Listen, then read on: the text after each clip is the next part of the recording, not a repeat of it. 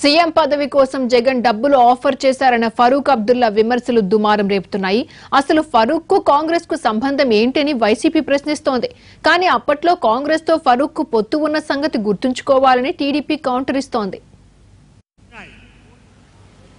और चाहते थे कि यहाँ आंध्रा के जब आंध्रा एक था इसके मुख्यमंत्री बने जब इनके बाप वालिद गुजर गए थे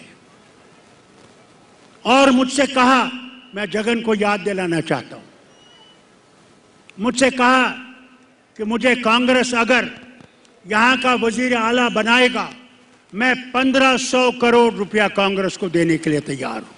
देखिए कहां से आया वो रुपया। क्या इनके पास कोई जमीन में खजाना रखा हुआ है? वो भी तो लूट के लाया होगा।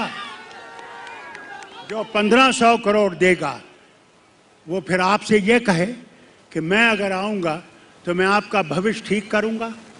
खबरदार रहिएगा, ऐसे आदमी अपना भविष्य ठीक करना चाहते हैं, आपका भविष्य बर्बाद करना चाहते हैं।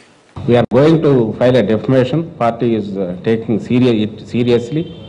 అసలు అసంబద్ధమైన అంత సీనియర్ రాజకీయ నాయకుడు, ఎప్పటి నుంచో ఇది రెస్పెక్టబుల్ పర్సన్, అలాంటి వ్యక్తి మరి ఎందుకు వచ్చి ఇక్కడికి వచ్చి అని చెప్పగానే ఏదో మామూలుగా జగన్మోహన్ రెడ్డి ఏదో ముఖ్యమంత్రి ట్రై చేశాడంటే ఓకే, 1500 క్యాష్ దాన్ని కోట్లు అనడం ఇట్లాంటివి అనేది దాన్ని ఖచ్చితంగా సీరియస్గా రివ్యూ చేస్తున్నాం. I will certainly we will file a defamation case, notice పంపిస్తున్నాం. అండ్ రెండవది 1500 కోట్లు ఒకవేళ ఎవరన్నా ఇవ్వాలంటే 1000 కోట్లు అంటే ఈయన దగ్గరికి ఎందుకు పోతారు? అదన్నా ఆయనకు ఇది వచ్చిండాలి, మరి ఆ పెద్ద మనిషికి ఎందుకు రాలేదో అది కరెక్ట్. అతకదనే ఆలోచన కూడా లేకుండా చేశాడు.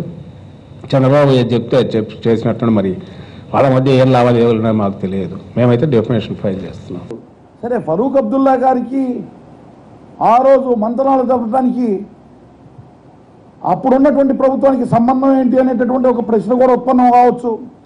ఆ పార్టీ కాదు కదా అనేటటువంటి ప్రశ్న కూడా ఉత్పన్నం కావచ్చు. ఆలోచించాను.